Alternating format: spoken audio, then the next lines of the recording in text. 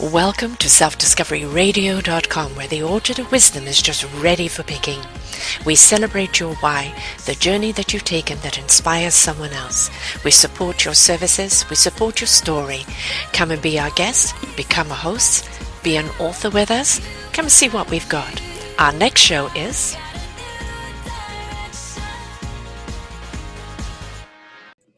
There we go. Good morning, good afternoon, and good evening, everybody. Welcome back to another show of sexual expressions, or sensual expressions, should I say. Or maybe that was a faux pas. Maybe sensuality and sexuality are the same thing. It's just a different point of view. Today, we're going to be actually talking about the sexual formula with our guest, Stephen Lake. I am Sara Troy, host here on Self-Discovery Radio and of this particular channel today. And we're had a lot of shows on lately on our sexual formula, on our sensuality. And I think there's a time right now where we're confused with the Me Too movement, with what are the parameters, what are the courting things we do nowadays, how far is too far, what is the formula, how do we actually calculate the sexual compatibility. We really are at a pause in life at the present moment where I think we really need to learn how to communicate with one another. And he has a beautiful video here on the communication. And I think this is where it goes down to, before you kind of jump into bed or jump into anything, folks, learn to talk to one another, learn to speak to and hear what each other is saying, because it will actually make any intimacy that you have so much more worthwhile. So Dr. Lake, he's a speaker, a writer, a trainer. He has owned his own business in manufacturing, construction, education, and mental health. So he's got a lot under his belt there. And we're going to dive right into today to talk about his book. One was Talk to Me, that communication thing. And the other one is the sexual formula. So what is the formula? How do we talk to one another? How do we talk to each other in a way that we can hear each other? Welcome to the show, Stephen. Thank you. Thank you, Sarah. It's a pleasure to be here.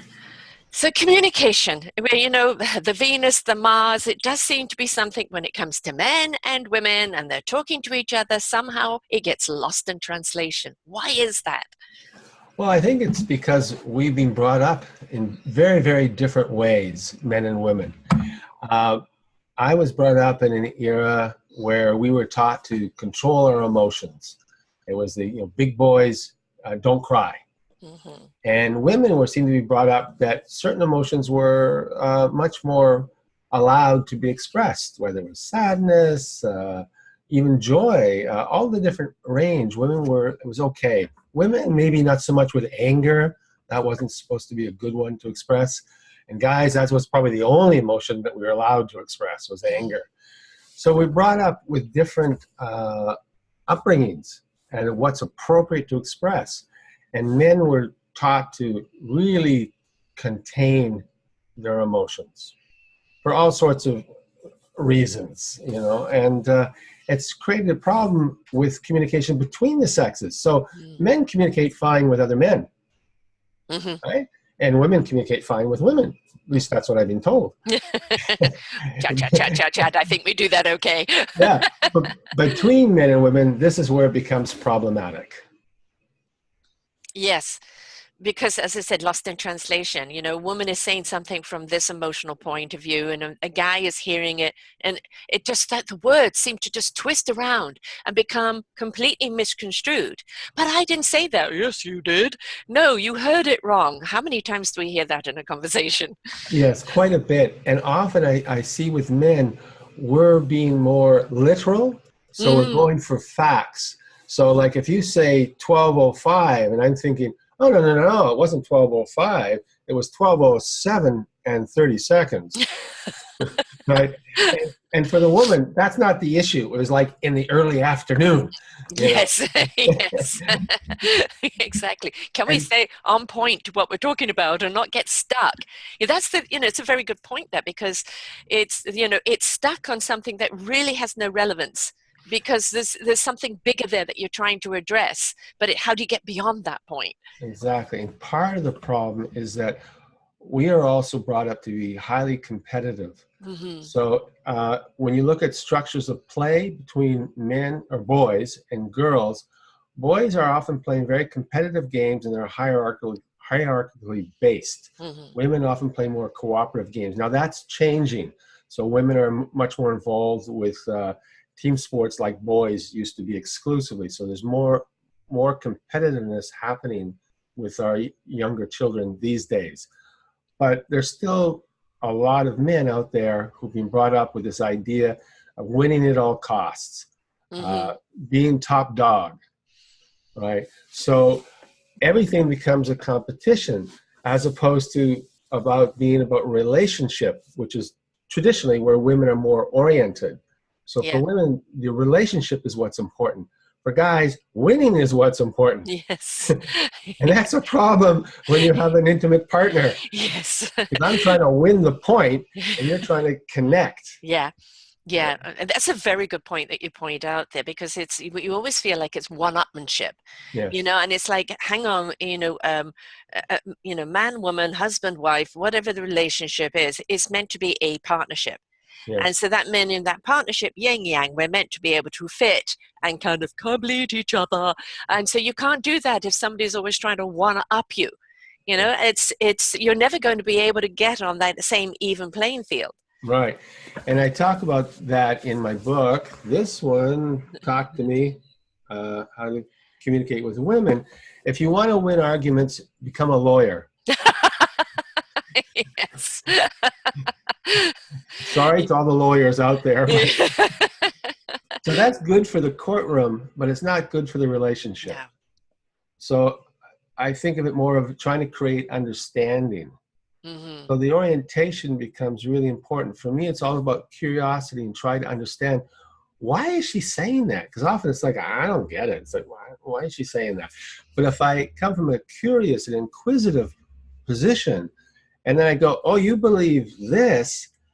Tell me more about that. How did you get to that place? Then all of a sudden, we're trying to explore and mutually discover where the other person's coming from. As opposed to, well, that doesn't make sense. What are you talking about? That creates separation, distance. In my relationship with my ex, obviously I didn't communicate very well because he is an ex, I found that especially if it came into confrontation, argument, or anything else, there was just no competing.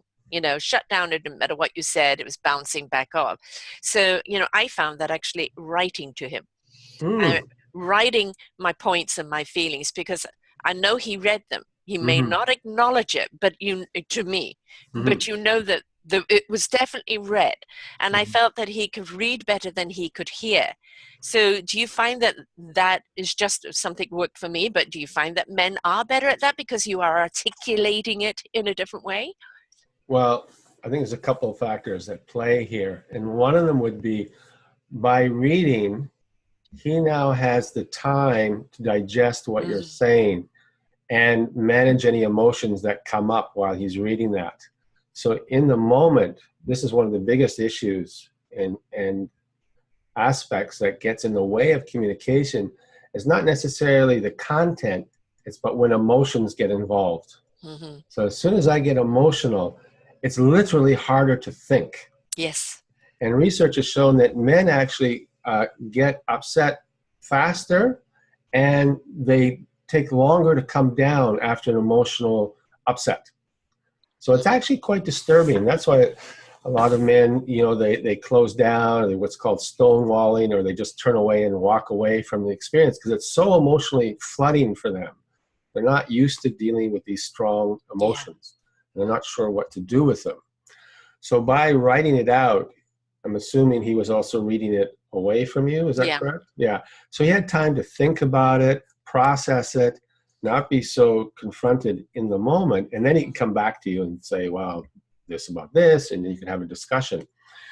So we know that when we get emotional, it's literally harder to think because the blood is moving away from the prefrontal cortex, which is the thinking part of your brain. And it's moving into the amygdala in the center of the brain, which controls emotions.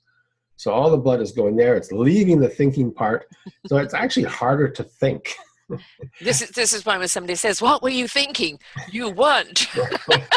Yeah, I was feeling a lot. Yes. Yeah. So that's why I used to work in the prison system. And when we had a confrontation, so say if a prisoner had come up to me and he's screaming in my face, one of the first things to do, and this can work with your partner, is identify the emotion. Mm-hmm. So it's like, oh, you seem really angry. Yeah. And that tells the other person that you can see what's going on with them. They go, yes, I'm angry. And you go, well, what are you angry about? Mm-hmm. Then immediately they have to think, which gets them back into that prefrontal cortex area. And they go, well, I'm angry about this, this, this, this, and this. Ah, okay. Well, why don't you tell me more about that? Or I see, oh, wow, that's a lot of things to be angry about. No wonder you're upset. Yes. Let's talk about it. And then you can get, so you're de-escalating the situation. Mm-hmm. Yeah, it's kind of in a way taking a breath, isn't it? Because irrational thoughts come from an irrational mind, a mind that, as you said, is not thinking, and a wounded heart or a wounded soul where you feel nobody can hear you. Mm-hmm. And I think, whether it's man or woman, I think what we're looking at in society at the present moment of people feeling, I'm not heard, nobody's listening. Yeah. So, I have to do things like Me Too movement, or I have to do something else in order to be heard because I'm trying to say something here. Mm-hmm. Why can't you hear me? Mm-hmm. And we hear that so much, never mind in relationships across the board. Do you think that because of the Me Too movement and just because of the way society is at the present moment, that we are shifting that and learning to listen to one another more? Well, it's interesting because the Me Too movement is online, so people are reading about it. Right? Then it promotes discussion. I've heard discussions on the radio, on TV, so that's good. And I think it's also creating discussion. Like I belong to a book club, for example, and we brought that up. But what I found really interesting about this is the men are actually being very quiet. And I was asking some people, and they said, well, they're feeling, it strikes me as strange, but they're feeling that if they speak out, they're going to get ganged on, right? So they're very cautious. Yes. And they're also, some of them are resentful. It's almost like a backlash. It's like, well, we're all being tarred with this thing. And I find that unfortunate, that because men obviously are part of the problem. So it's important that we talk about this and we stand up for our experience, for standing up to counter, inappropriate actions by other men. But I'm seeing a real hesitancy on men's behalf, and that concerns me. Right. Well, what we're needing is a strong voice out there. Don't paint everybody with the same brush. I had on last week Karen Strong, who is talking about the Me Too movement and the guys. What about the guys? Don't leave us behind. We forget that men also go through this sexual prowess by women. And we. And this again, painting everybody with the same brush, is that I once had a little epiphany in the middle of the night and saying, I can't blame the men for their behavior because that's all they've ever known, right? But now it is time for a new education. It is now time to say parameters, boundaries. We will not accept that behavior. We want to love you. We want to embrace you, but we have to have some mutual respect, and we have to know what those boundaries are. So in a lot of ways, there's a totally new language coming up, isn't there? A new interaction coming up of where are those boundaries? With respect to something is common sense, we hope. But where are those boundaries? How do we talk to each other at this point that we're both heard? For a guy to say, I'm not that jerk, so don't impose that on me. And for a woman to say, these are my parameters. I mean, how do we go about that now? Because this is a new platform. Yeah, and again, I think this comes back to what you were talking about in the beginning of our conversation, communication. Yeah. So it's critical that men are full participants in this process, because not only is there the issue with women and sexual inappropriateness and sexual harassment and sexual assault, but also there's a number of men that have experienced similar things. Yes. Whether from other men or from a much smaller percentage, but from other women too. I mean, I can't remember the name of that movie where they did that, where that guy was Demi Moore. Yeah, I think that was the Yes, one. Yeah, she yeah, was yeah. the boss. Yes, Yeah, yeah. that's I right. can't remember the name of the movie, but Demi Moore was the So this, actress. Yeah. so we could almost say this may actually also be this. Well, it is a power issue, Yes, yes. and this is where I think a lot of men feel disempowered. Is that they too have felt the effects of power, Hmm. often at work, right, where they're disempowered Hmm. as much as anyone, and they feel that they're not being acknowledged for that. Uh, so I think we have dysfunctional setups. So our organizations are dysfunctional. They're very hierarchically based. Yeah. And when you have power, and absolute power, as we all know, absolute power corrupts absolutely. Yes. And so Yes. we're all at the effect of that. But that's not to take away from the disempowerment through sexual issues with women. And that's where men have to be active participants so that we stand up when we see that. When we, in jokes, for example, where we say, hey, Yeah. maybe that's not appropriate, or I don't like that kind of joke. That doesn't feel good to me. Yeah. So that we actually counter that so that we become part of the solution. We have to be. Mindful. Right. It's, that locker room talk is, passé. It's not an excuse anymore. We're asking you to be mindful. Stop being so demeaning. That there are the jokes that you can have where we can make fun of each other, and there could be the sexual jokes, but at any point that it becomes so degrading towards women or men, then you've crossed the line, because now you've made somebody or something feel small. Yeah, And, it's like and racist jokes. yes, It's the same exactly. thing. Yeah, sexist jokes, racist jokes. There's a line there, guys. Absolutely. Exactly. It's like I don't say racist jokes, and none of my friends do. And if they even veer that way, people sort of give a funny look, like, what are you Yes. talking about? And then it's, oh, okay, sorry. Yeah, yeah, yeah. We need to do that with jokes around women as well. So it brings Hmm. a consciousness. See, it's Yes. about being unconscious. So we start to Hmm. become conscious of it. And then we can start to do something and act with consciousness in our relationships with other men and with women. Now, say you've got a bunch of people in the locker room. This has been the norm. And now you're wanting to say, boundaries, guys. I don't want to hear this anymore. And, Mhm. and somebody goes, what's with your issue? And they gang up. How does a guy kind of deal with that? But, obviously get up and go. But then there's that, distancing yourself from someone. Whose responsibility is it to kind of go into the locker room and say, this is unacceptable, guys. We're not going there anymore. Well, that takes something called courage. Yes. Big courage. This is about character and your beliefs, and are you willing to stand up for your beliefs? Mm-hmm. And each time you do, you take a risk. Yeah. Right.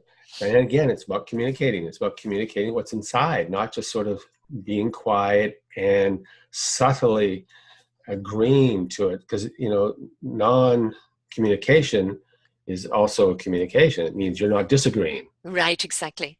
I always say, the people that's actually watching somebody be beaten up and filming it is just as guilty as the person that's beating them up. We can't stand on the sidelines anymore, can we? We, even if it is just a simple, I've got the monotone,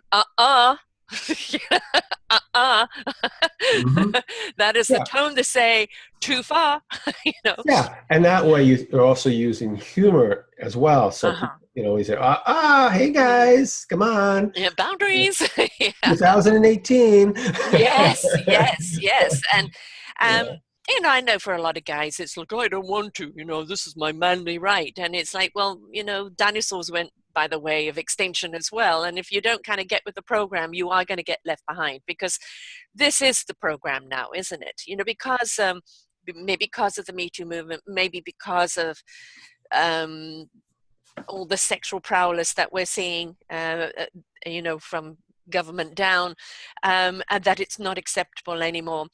The shift has already happened, and so it really is now time that you can't make an excuse. You can't say you don't know. It's everywhere, and it really is now a time to step up. Yeah, and also for men to see this not as a disempowering experience, Right? To see this as actually, if women are empowered, your relationship's going to be better because of it. If you, as you say, get along and get on with the program here, it's like this is about having women in the world that you can talk to on an equal level, that you can share things with, that you can discuss things, that you can argue things with. And there's never this issue of, well, she's only a woman. Right. Yeah. And I think that lurks somewhere back in the mind, Yeah. at least if you're older. Yes. It's like, well, we're stronger on average physically, and there are differences, right? But that doesn't mean anything when it comes to, as far as I'm concerned, around the intellect. You're right. It's like, and capability. Yeah. Well, I always say that if a guy gave birth to the second child, there'd never be a fourth. Exactly. You want that pain ratio, guys? Bring it on. Yeah. Have a kidney stone. Yes. I've had one of those. Right. Yeah. I think what I'm seeing today, which is actually really, really pleasing, is the millennial couples where guys are taking time out, to raise the child, or, parent when the baby's first born, changing the diapers, carrying the baby along. I mean, to get, my spouse to push the stroller was kind of a, a macho thing. And now we're seeing the guys right in there. And you're seeing that respect for the woman's career as well as the man's career. Would you say that millennials, on the whole, are really have already got into this new groove? I think on the surface they have. I also see a lot of young men in my practice, and I see a lot of confusion. So I think it's great. Like, I love it too. I see guys pushing baby carriages down the street. I see them on the soccer field during the day at school, and it's all these young men with their little kids, and they're all there's hardly any women there. It's like, things have changed. Yes. Things have changed. I don't know if that's the rule or still the exception or minority, but the fact that it actually occurs, yes, to me, it just brings joy to my heart to see. Yeah. It's such a sweet thing. And it's showing that it can be done. I mean, this is, this man has not lost his masculinity. In fact, actually, in a woman's eyes, he's gained many, many brownie points. Yes. Yes. Listen to this, guys. Yes. There is nothing more sexy than a guy that says that he'll do the dishes or put the kids to bed or something like that, because it shows respect. It shows that you're actually in something, in a partnership, Right. And that is sexy. Yeah, and I think what it also shows, it shows caring. Yes. And this is the even deeper thing. It shows that you care for your partner. And then, as you said before, it's a partnership. Yes. Not just sort of, the old line about every woman would love to have a secretary as well. Yes. Preferably somebody hot. Oh, no, I didn't say that. Yeah. So, but I do see some, especially with some of the single guys, say 25 to 40, there's a lot of confusion out there. Yes. They're not sure what their roles are. I think that's the biggest thing that's being lost. Before, the roles were clearly identified. Yeah.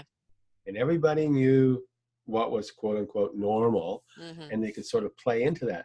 But now the rules have been, for the most part, kind of thrown up in the air. Yeah. And it's like, well, what are the new rules? And I find a lot of men struggling with this. And part of that is that, women have been empowered, and men aren't quite sure what to do with that or how to engage with that, right? So a lot of the old ways of being just don't fit anymore, and they know that, but nothing's being put in its place. Right. Yes. It's who am I now? Yeah. And let's get to your sexual formula, because it used to be, me Tarzan, you Jane, and just beat you over the head and take you off to the cave. We're not looking at that anymore. We're looking at, a woman can step into her sensuality, her sexuality, and be just as empowered, as the guy. And it's, getting back to, it's a different language now. It's a different mating game now. So what is this new sexual formula that people who are, in this new, it's a totally new world. I don't think we've ever seen this before. So obviously there isn't any guidance of navigating through it. No. Except for your book. Yeah, because there's two issues. There's sexuality, and then there's relationship. Yes. Right. So on the sexual side, now sex is just so easy. Tinder, just swipe left or swipe right or Yeah. whatever you do there. So sex is on call without paying for it. Right. Right. Yeah. So that now it's not like we didn't have sex back in our day too. There was lots of that whole sexual revolution in the 60s and 70s. Yes. So sex was very much available, not as immediately. Right. Right. We had to work a little bit back then. Yes, there was a little dance that went on before you went off. That's right. That's right.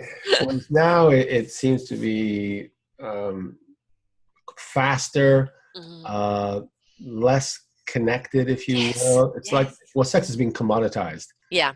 And I talk to a lot of young men right now who are actually sort of pulling out of that whole process. They're going on sexual sabbaticals, if you will. They're becoming celibate.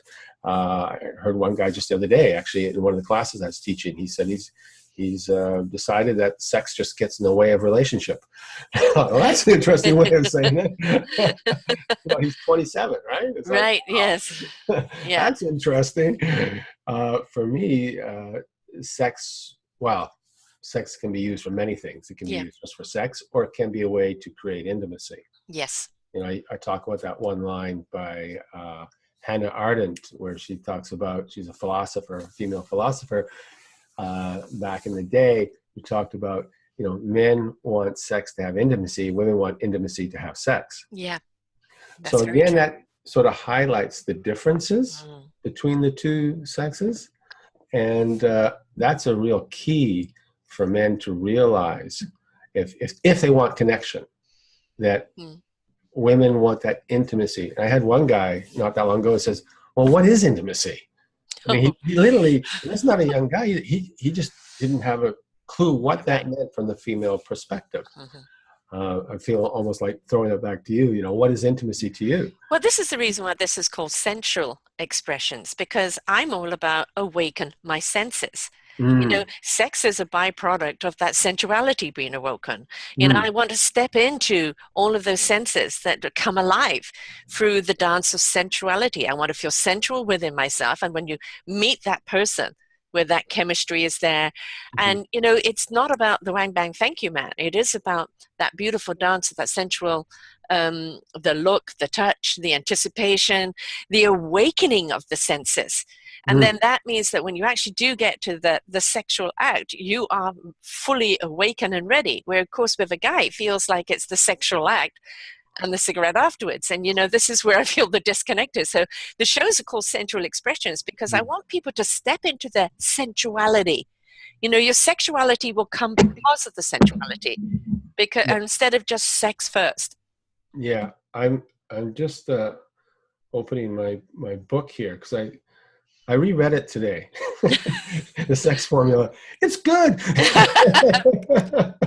Always good to like what you write. Yeah, and I do make those distinctions between sex and sensuality, and that just as you said, sensuality is about the senses and waking them up. So, and we know as men, if a woman is sensual, that she's alive in her body. Yes. Right? She's alive in her body. And for me, anyways, that's a real turn on. And for guys, I think we don't think about that too much, about being, as a matter of fact, I don't know of any guy who thinks about, I'm going to be sensual. The concept's like, what is that? Right? But we know what it is for a woman who's sensual. We sense it, we see it. Right? So for us to understand that concept of sensuality, I think is really, really quite wonderful. That's why I often ask guys, have you ever had a massage? A lot of guys haven't. No. But that's a sensuous thing. That's getting in touch with your body. Yes. Get massages. Yes. Not those kind. We're talking about the other kind. Right.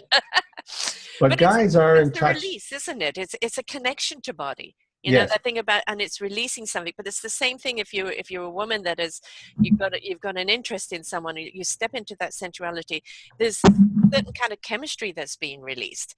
You know, you're sending out a vibration, an Mm-hmm. aura.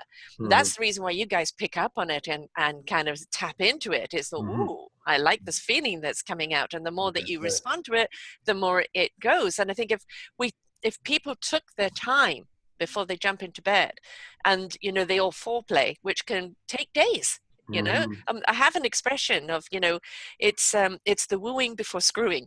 And you know, and that is actually what makes the sensual sexual experience so much more heightened. And you know, it's sad to see young people just jumping in to the screwing part of it, and it's like, where is that connection? That's fornication. You know, Yeah. that's not making love. Don't fool yourself. You are not making love. Right. I make that distinction in the book too. The difference Mm, between, as you say, screwing and making love. They're two mm, very, very different yes. things. And I think that's why a number of those men that I've been talking to have been pulling away from that. Yeah. Because at the end of the day, it's pretty empty. Yes. And I Very. mean, even in the old days, Yeah.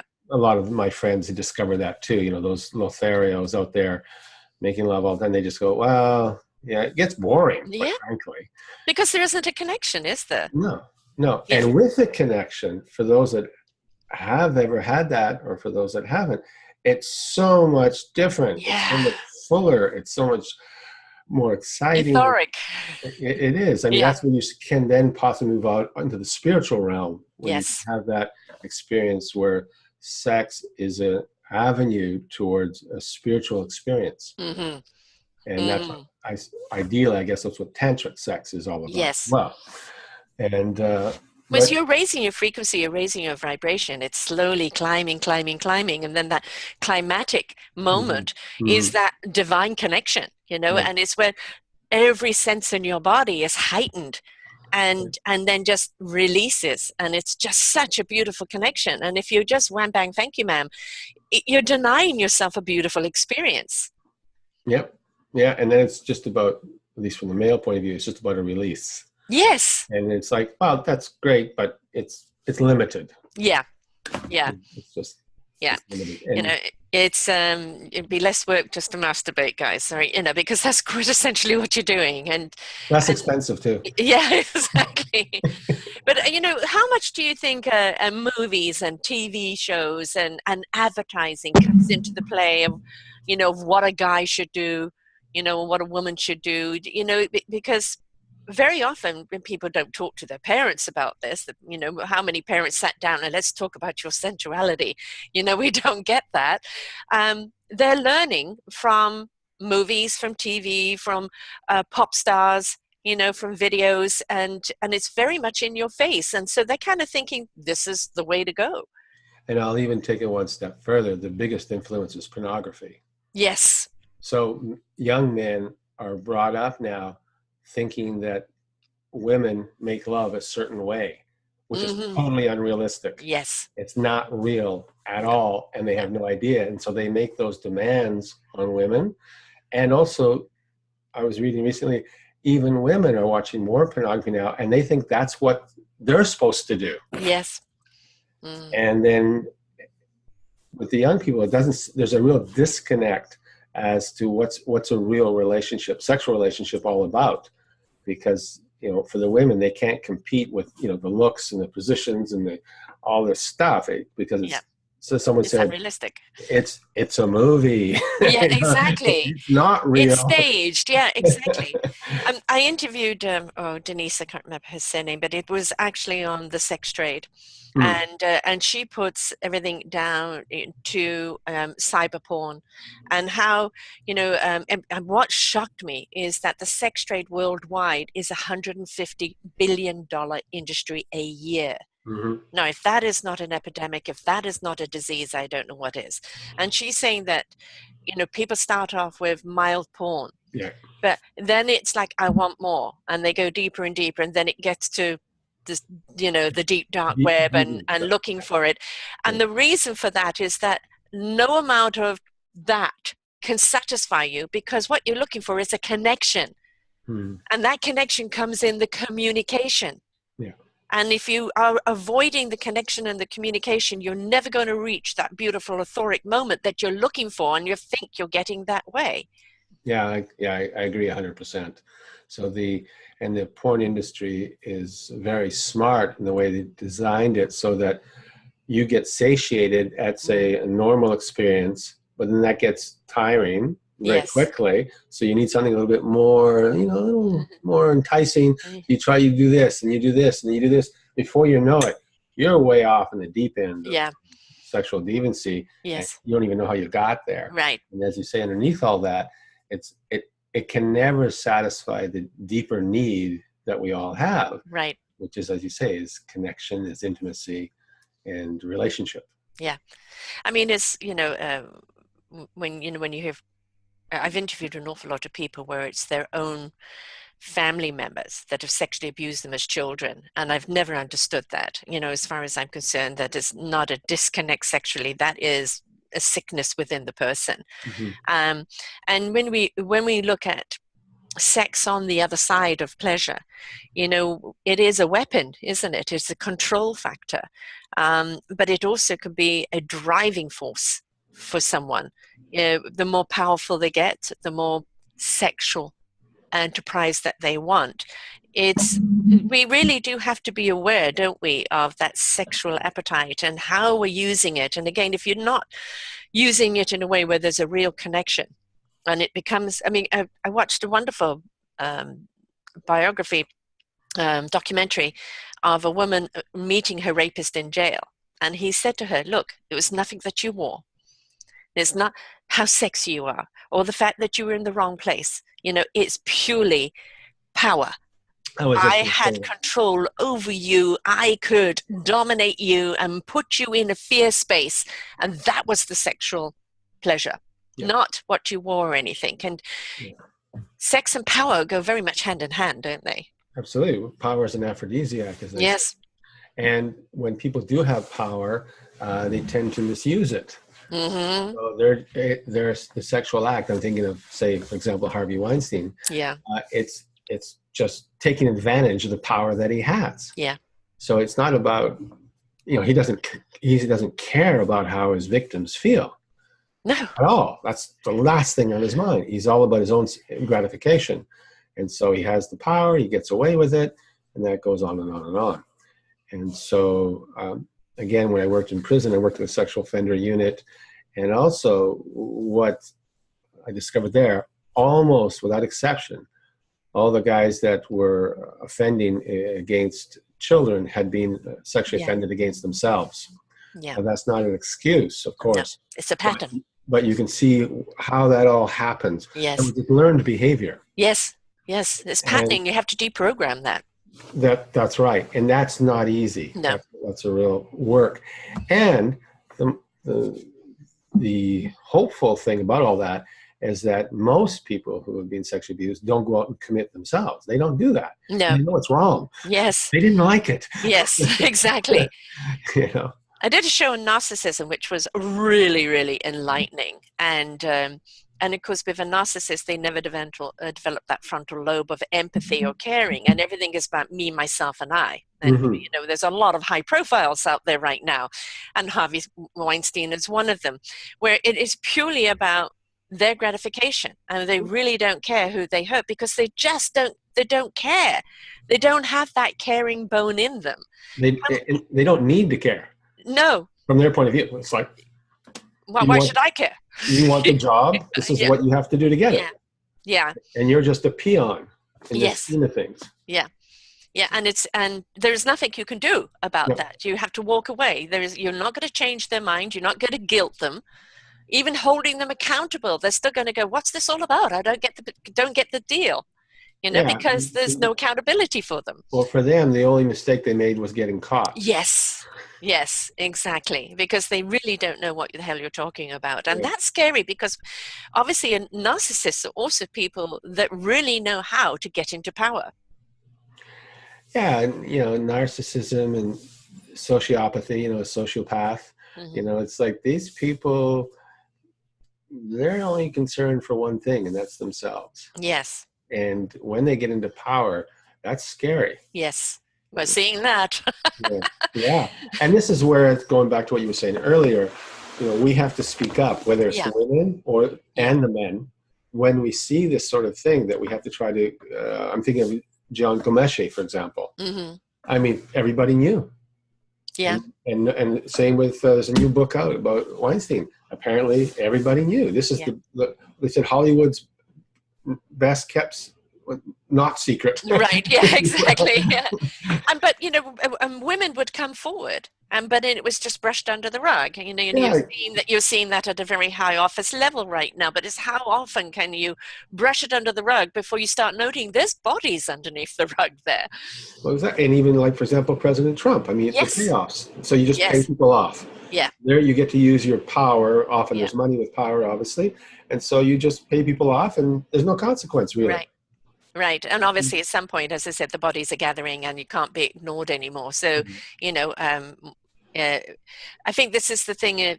When you're holding somebody like that accountable, they're never going to feel accountable because they're incapable of doing so. But you have to step up and put a stop to this, because if you don't, they're just going to continue. And that means you're just as duplicit as for the next victim, because you didn't speak up, you didn't say something. Yeah. So I think that's kind of one of those parameters and boundaries that we're talking about on both sides now, isn't it? The guy in the locker room or in the office and go, hey, that was out of bounds. Yeah. Or stand up for the woman, or even the man to say, a woman to say to the man, there has to be that dialogue. We can't turn the other way anymore. No, it's going to take both sexes coming together to work on this issue. Yeah. It has to be. Yeah. And find that new way of communicating. We know that that's where you come from and this is where we come from. Well, how about we find, do that verbal dance until we can find, this is where we actually can connect. And it's just being willing to talk and listen to one another, isn't it? Yes. And just as you're saying that, I was thinking, it's like, the old line, guys don't have feelings. It's not true. No, absolutely not. Feelings. Yeah. We sometimes have difficulty expressing them because we've been sort of taught out of doing that. But when we do practice that, when we get more facile with that, it's like a real relief. It's like the energy, talking about energy, it starts to flow. Yes. We're not sitting on it. Right. And then we can share more. But then things get interesting with that whole male-female dynamic, because women often say, they want a man who's conversant with his emotions, but not too much. Right. The bucket of tears all the time. Yes. It's not, he's crying. He's so emotional. So why can't he be a man? Hang on. Yeah. So it's like boundaries again, right? So that is another conversation to have. It's like, hey, what do you want? If you want me to be emotional, this is what comes with it. Yes. So how do I maintain my masculinity while at the same time being in touch and able to communicate and express my feelings? Yes. And sometimes that's where also women may have to make some changes as well. I think it's also, there's so many layers to everything, isn't there? And I'm a true colors coach. And when I did that, it just became an epiphany for me, understanding the 4 key characters. And I realized who I'm drawn to and why, what my personality type is. So I'm obviously going to be listening to people from my characterization, from my personality type.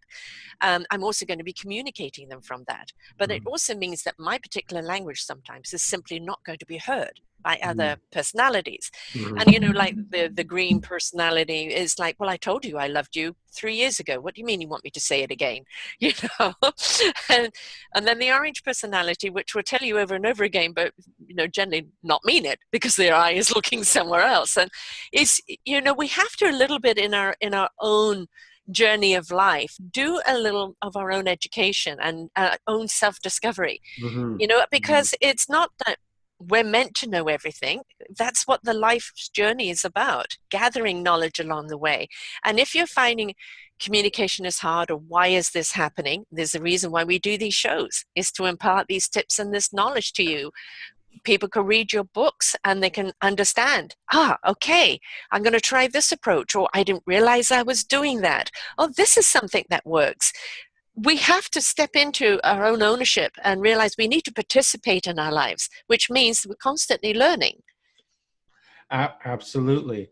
And I think these shows are critical to that communicating process of what's going on, what's possible even.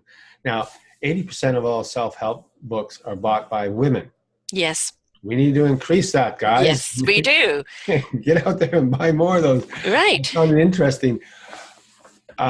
Just before Oprah finished her TV show, I think it was, I'm not quite sure on the number, but it was close to 30% of the viewers were men. That's amazing. Yes. You think about it, because that's a pretty, women's show, if you want to use that kind of descriptor. But a lot of men were tuning in. Yeah. And that, I find that really encouraging, that men were open to exploring the emotional side of their beings and relationships and coming from the heart, and that we can, from a place of love, make the world a better place. Right. And so for any men listening to this, or women who love men, get them to listen and watch this show. And, a men's night, have the men all listen to it, pick up some tips, have the book in front of you, start communicating with each other. Just as women will get together and say, I'm having this problem, or anybody else got this, we will do that. Men, find your buddies. We're willing to talk about it. I tell you, it's more empowering for you to do that and own it and discuss it and empower each other than it is to depower you, right? Yeah, absolutely. For me, it's just about adding more skill sets. Yes. I mean, if you were sort of the traditional, logical, rational, that's great. There's a place for that and time for that. But to enhance those other skills that are lying just beneath the surface is wonderful too. And then you become a fuller human being. Right. And so it's about increasing your capacity. It's not about taking anything away by any stretch of the imagination. And that's why I love men's groups, for example. That's where I've been in men's groups. I've started men's groups. And that's when, in a safe place where men can start to talk about their issues with other men who are there to support them. Right. And it's amazing. Powerful. Very, very powerful to see that and be part of that. Yeah. And it just it's also it's a tough world out there. Right. And I think a lot of the time men are just kind of telling us, tell us what to do. There's a wonderful guy interviewed, a Swiss gentleman who made his money, I think, in .com or whatever, and he decided to take a chunk of it and put it in third world countries to empower women. And one of the things he did, he started a radio station for, Arabic women, for women to speak to other women. When he said, and I've only got 40% male listeners, I said, you've got 40% male listeners in the Arab world listening to women and women's issues? What? Mind-blowing. So what we forget as women is that men want direction. They want to understand what it is we need. Oh, yeah. So, well, that's the big question is, what does she want? Yes, yes.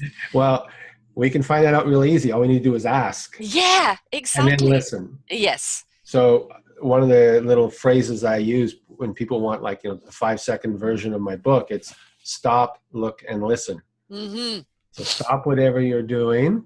Yes. Listen. Or look at her in the eyes. Stop, look, and then listen to what's being said.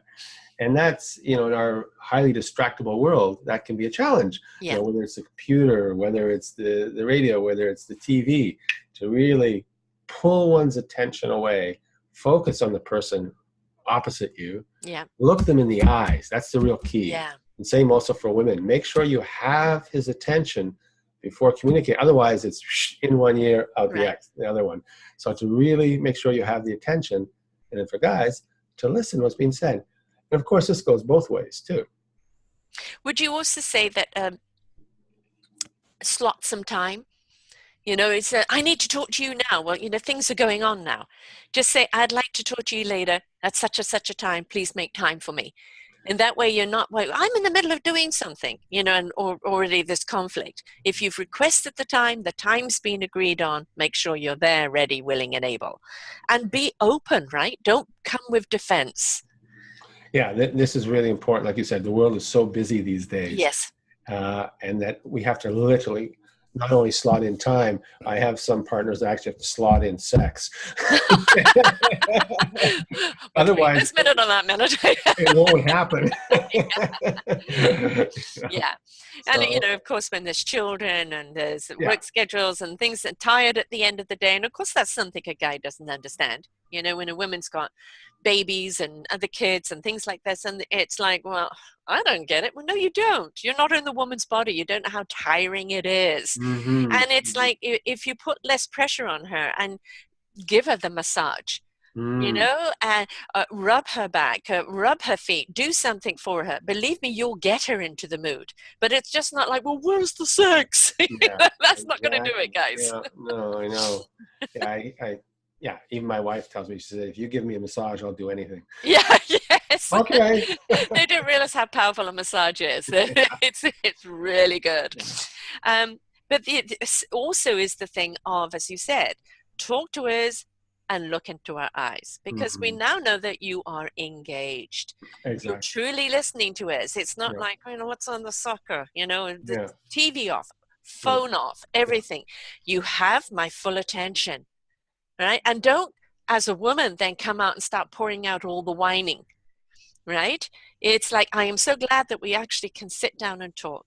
I'm feeling that there's some friction happening and I want to avoid that. Can we get to a point where we can actually look at what is just tiredness or frivolity and what really is a problem? So it's not the dumping ground or the whining ground. It's looking at laying field of, let's make sure this doesn't get into a big issue.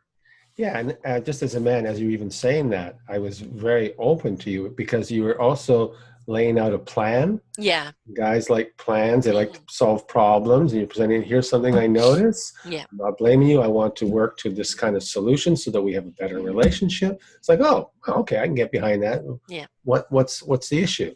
Right. And so you did that wonderfully. Thank you. I once had a couple I was counseling, and they were chalk and cheese, the way they approach life. And when I explained to him why something was so important to her, and that that she didn't look at the value of what she did in dollars, she looked at it in whatever it was contributing. And of course everything reverted back to money for him. And when I pointed out to him that by you only thinking in dollars, you've limited her worth, and it was suddenly like, oh no, but she's very worthy, I value her a lot. And I said, no, because you constantly go back to the money. And that makes her feel that all she is worth is dollars and cents. Yeah, it's also a great way to stay in power if you're the one that's making the money. Yeah, exactly. Yes. So I think something that's really, really important in relationships is the valuing of each other, not the measuring of each other's worth, but the valuing of each other, which I think on what we are bringing to the table. Yeah. Yeah. And that when you say that, I think also always going back to the heart connection. Like you got with this person for a reason, and hopefully there was some love involved, and they're always getting back in touch with that. So it's about, how can I move out of this conflict, this challenge, and get back in touch with love, especially when emotions are heightened. Yeah. It's like, in dysfunctional relationships, we're not taught how to argue. We're fight, but not argue. That's right. We fight, and we're usually coming from our ego is at stake, and we're hurt. Yes. And if we're hurt, we lash out. Yeah. And that just does not work. No. Absolutely doesn't. Always come back from that place of love. And for me, it's always been about identifying what I'm feeling and communicating that. Right. So it's like, sweetheart, I'm really confused right now, or I'm angry, or I'm sad, or I feel like I don't know where to go. And then that establishes some honesty in the moment. And then the person goes, oh, really? Gee, well, let's clarify that. Or I don't mean to make you feel like, this big. Right. That's not my intention. I'm just so frustrated right now. What's not happening between us, and I'm scared. And then that's why after a fight, we have make up sex. It's because people then, if they move through the argument in a successful way, they get back in touch with what really matters, which is not some little thing you were arguing about, right, but your love and caring for each other. There is a danger, of course, of people fighting to have the make-up sex because it's, it's a frenzy. And that's, if that's your pattern, it's time to stop and check it. But, Yeah. the other thing is I think from both sides is do not be reactionary. When something comes up and you want to, don't. This is the time to take a breath, to walk away. I'm just going to take some time out here. Or And learn to identify that. Yeah. Like, I'm feeling really reactionary right now. Right. Oh, why? What's going on? Yeah. Then you can actually continue. And as those other suggestions, they're valid too. Absolutely. Like I'm feeling really, I gotta calm down. I'll come back to this. Yes. Yeah. And always, if you say you're going to come back to it, do come back to it. Well, I've always suggested to people that either they can record it on your cell phone, angst it out, write it out, then read it or listen to it back. And you go, okay, all right, 95% of this I can throw away because the real issue is this point. Now I can actually come back to the situation and say, this is what got me. But if you're in the reaction, you pour all 100% out there and half of it is just not relevant. So I think, you actually identifying what you were upset by is really, really important before you come back to the conversation. Yeah, and often what you're upset about is not even what the other person did. No. It's that you've been triggered by some past thing, past girlfriend, past wife, your mother, your father, who knows? Yes. And deconstructing that and tracing that back can be very valuable. And then you realize has nothing to do with your partner. Right. 9 times out of 10. Yep. And be willing to say, I'm sorry. Huge one. It's not like, well, you were wrong and I was right. No, it's just being willing to say that reaction or what I said, I'm sorry, it was out of line. It's ownership again. Absolutely. I didn't even know I had that as an issue. I didn't apologize to a woman until I was in my mid-30s. Mm-hmm. And I remember talking about it with my first wife at the time, and it was like, she said, we had this argument, and I said something like, yeah, you're right. And she looked at me, she says, and what? And you're sorry? And I looked at her, and I was astonished. I said, I already admitted that you were right. Now you want me to say I'm sorry? It was like, I couldn't believe that at the time. Yeah. After I realized, oh, okay. So I started practicing saying, I'm sorry. Yeah, exactly. Men and women actually have that hooked up differently. Mm-hmm. For a woman, often when she says, I'm sorry, it's that she's sorry that this has happened, that this has occurred, that we're in this conflict. Yeah. For a guy, it's, I'm wrong. Right. Guys don't like being wrong. No, don't. Where would you put forgiveness in the situation? Oh, forgiveness is so important and so hard. And the hardest person to forgive is oneself. Yes. Yeah. So forgiveness, we're way too hard on ourselves. Mm-hmm. And often we're demanding of our partners. Yep. And I think it's really, we need to look towards ourselves and we need to have more fun. Oh boy, yes. Lighten up. Lighten up. Tiptoe through the tulips, and not expect our partners to be how we think they should be. Right. Yes. Allow them to be who they are. Yeah. Love them for who they are. Exactly. Right? That's why you fell in love with them in the first place. Yeah, because if they're doing everything the way you want, that's called slave. Yeah, servitude. I was there, right?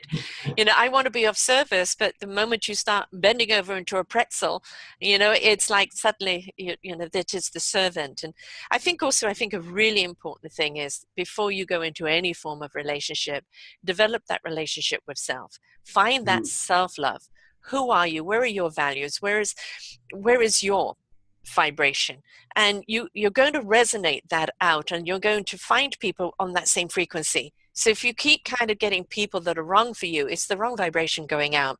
Find some self-love, self-forgiveness, what it is, who you are as a person and what you exude out will then find that somebody who honors that. Yeah, absolutely. We talk about in psychology, we talk about patterns. Mm-hmm. We talk about energy. It's the same thing, really.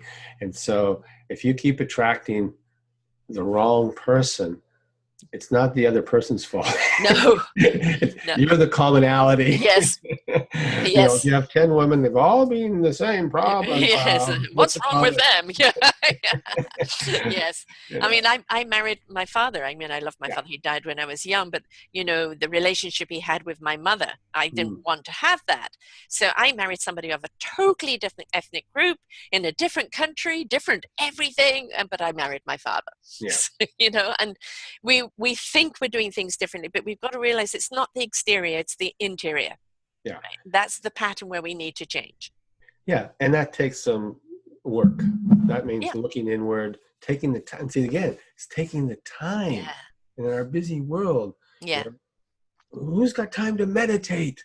And yet meditating is so amazing. Yes. You know, it's the thing that I stop first when I get busy, and it's the last thing I should be stopping. Right. That's what keeps me grounded, which keeps Yeah. me sane, which keeps me focused, which keeps me feeling connected to something other than all the peripherals of life. Right.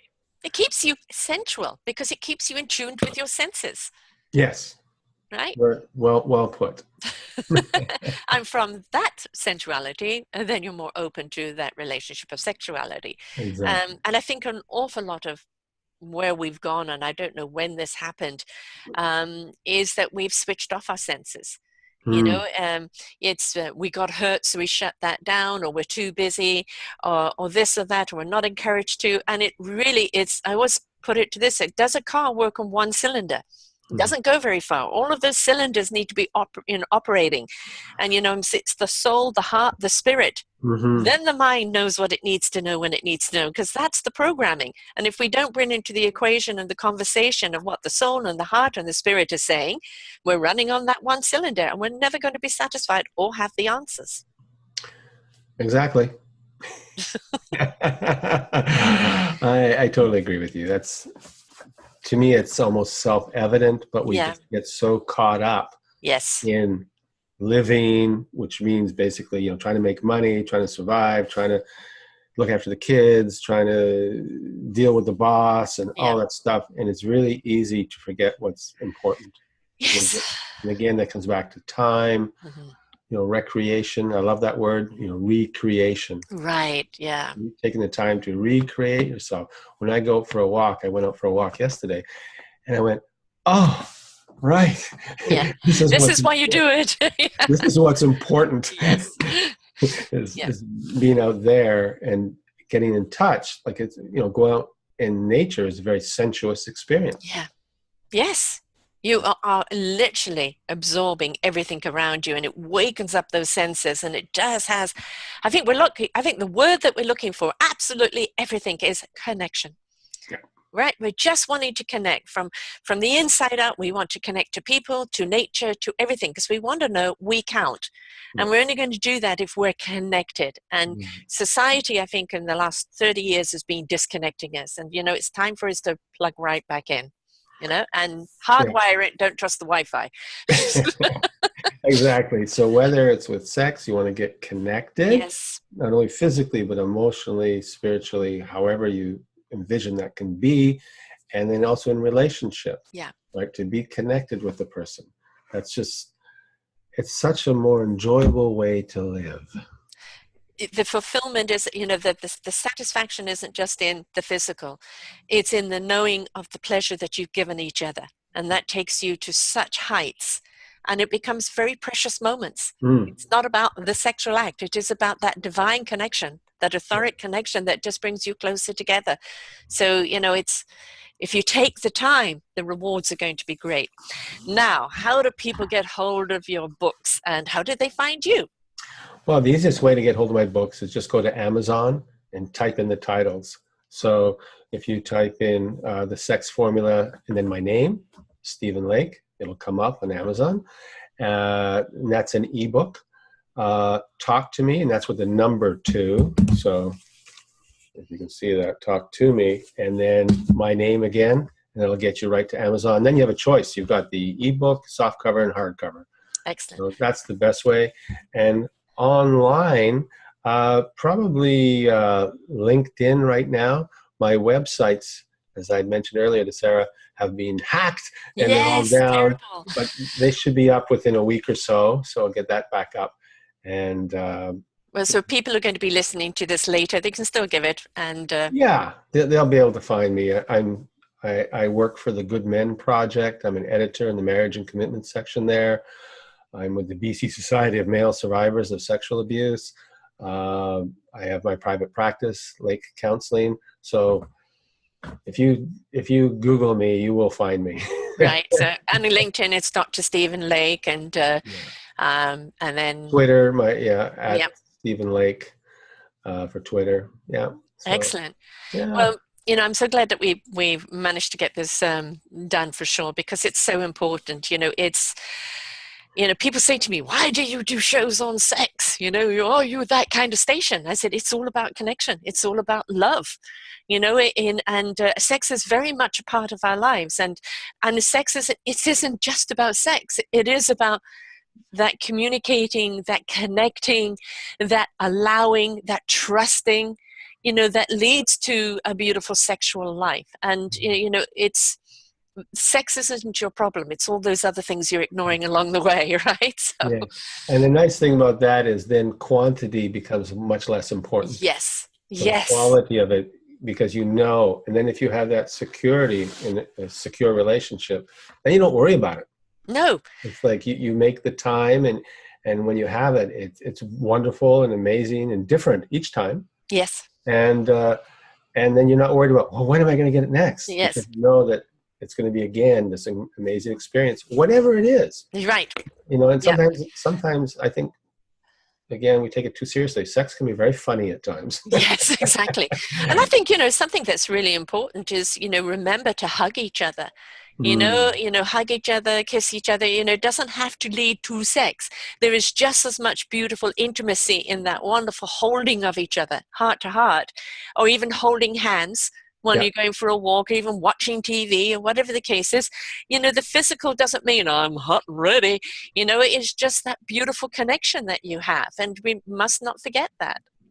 Yeah, that's staying connected. Yes. Right? Yes. And then sex is another aspect of that intimacy. Right. Not the only thing. Right, exactly. And, that beautiful connection, it's that when you get that look where you just look at each other, and that connection is there. It's when we step into the sensuality of life, we step into each other's senses. And that's really what really is beautiful. And that will lead to a much better sexual life. So thank you so much for being with us here today, Stephen. Learned a lot. This has been an absolute delight. Folks, please get your husbands or boyfriends to listen to this. Guys, share it around. This information is valuable. The books are valuable. Give them a gift to each other, because there is no shame, no blame. You're in a time period in life at the present moment where there are new rules, a new dialogue. And yes, everybody needs a guiding compass here right now. And this is a show that can guide you. So please share it, learn from it, love yourself and everyone else, because that's what makes this world a better place. So thank you, Stephen. Thank you, Sarah. Wonderful talking with you. Wonderful talking with you. Until next time, folks, it all starts with you, the willingness, all right, to take the journey. Bye for now. For more wonderful shows like this, please go to selfdiscoveryradio.com, podcasts, and see our lineup. And if you wish to support us, we have a funded button. Please stay tuned for our next show.